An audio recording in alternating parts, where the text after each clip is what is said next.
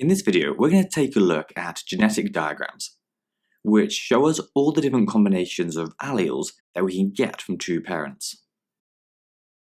To show you what we mean, let's imagine that there was a single gene that determined how muscular a mouse would be.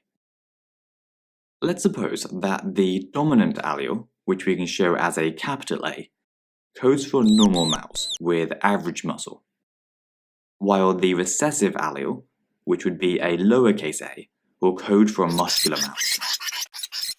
If you haven't seen this idea of representing alleles with letters before, basically we show the two different alleles that an individual has as upper and lowercase versions of the same letter, with the uppercase letter meaning it's dominant, and the lowercase one being recessive.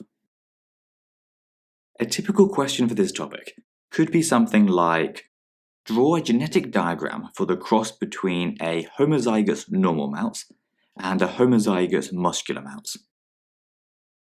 Now, whenever you have to draw a genetic diagram, there are 5 main things you need to look at, and you look at each of them in turn. So first, you find the parent's phenotype and genotype, which they'll often give you in the question. Then you use that to find out all of the gametes' genotypes, and then finally use those to find the offspring's genotypes and then phenotypes. So in our example, we're told that one of the parents is homozygous for normal muscle, which means that the genotype will be capital A, and the phenotype will be normal. Meanwhile, the other parent is homozygous for the muscular allele, so its genotype will be 2 lowercase a's, and even though this allele is recessive, it will still be expressed because it's homozygous, so the phenotype is muscular. To work out the gametes, all we do is take the 2 letters in each of the parent's genotypes and split them into 2 separate circles. This basically represents the parent cells splitting in 2 during meiosis, and so we get 2 gametes from each parent, each one with half of the genetic material. Now, to find the offspring's genotypes, we have to do all the possible combinations of the 2 parents' gametes. So for one of these, we would take the capital A gamete from the normal mouse and combine it with a lowercase a from the muscular mouse to give us a capital A, lowercase a genotype. And then we would do this exact same thing 3 more times, so that we end up with the genotypes of all 4 of our offspring. This particular case is a bit boring though, because all of the offspring are heterozygous, which remember means that they have one allele of each type. And because normal muscles are dominant to large muscles, all the heterozygous offspring will have the normal phenotype. We could also show this process using another type of diagram called a Punnett Square, which is just a large square split into 4 smaller squares to give us a 2x2 grid.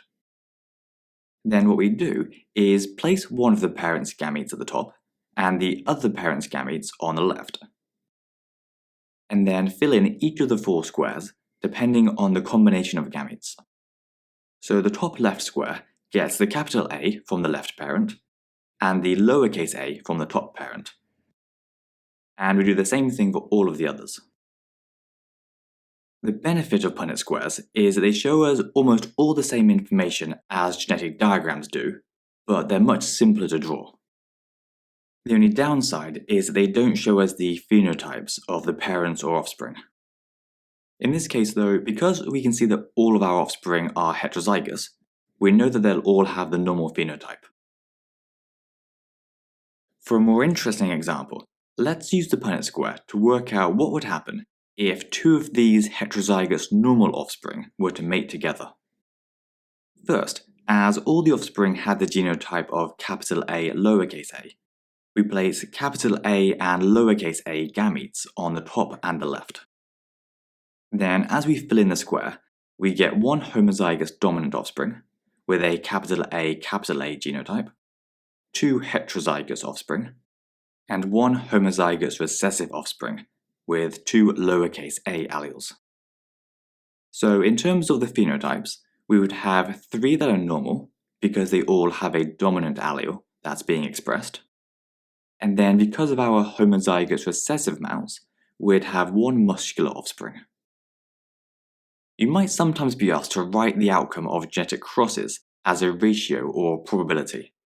And in this case, we'd say that we have a 3-to-1 ratio of normal to muscular mice. Or we could say that there is a 1 in 4, or 25%, probability of having muscular offspring. Now, just to make sure everything's clear, let's quickly whiz through this example again, but we'll do it with a genetic diagram. So we're still crossing two heterozygous mice. So just like before, we start with these 5 lines. And we know that both parents have the normal phenotype, but the big A little a genotype.